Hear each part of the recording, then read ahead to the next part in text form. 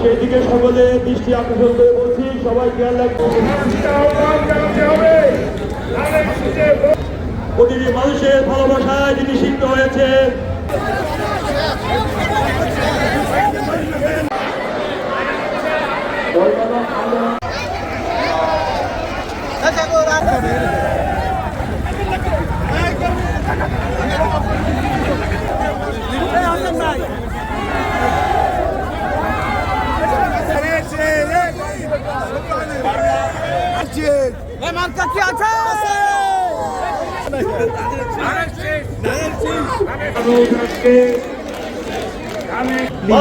নির্বাচন এই এলাকার মানুষ শান্তিতে থাকতে পারবে কিনা, চাকরি ফিরে পাবে কিনা, মিল কলকারখানা খুলবে কিনা, আমাদের শ্রমিক বাজার চাকরি ফিরে পাবে কিনা, তা নির্বাচন মানুষের ভাগ্য নির্ধারণের নির্বাচন।